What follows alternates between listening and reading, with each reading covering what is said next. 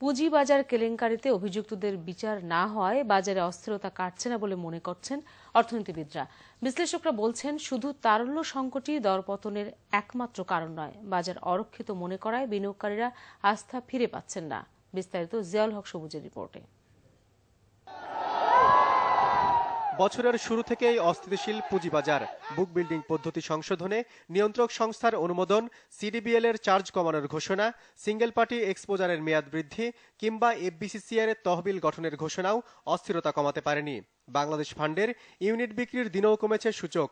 এভাবে একদিন সূচক কিছুটা বাড়লেও কমেছে প্রায় দিনই। গেল এক মাসের সূচক বলে দেয়, শুরুতে সূচক ৫,৯৬০ পয়েন্ট থাকলেও গেল মঙ্গলবারে ছিল ৫,২৯৩ পয়েন্ট।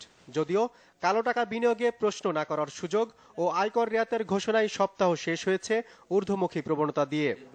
তবে দীর্ঘমেয়াদে শক্তিশালী বাজার প্রতিষ্ঠায় এসইসি কে আরো কঠোর হওয়ার আহ্বান জানিয়েছেন অর্থনীতিবিদরা।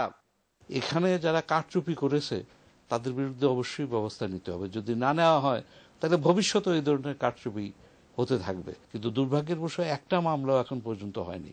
তো এই অবস্থা হলে যেটা হবে সেটা হলো যে মানুষের কোনো দীর্ঘস্থায়ী আস্থা এই বাজারের উপর থাকবে না। এই আস্থাটা প্রতিষ্ঠিত হলে পরে তারপরে বিভিন্ন ব্যবস্থা নিয়ে সেগুলি কাজ করবে।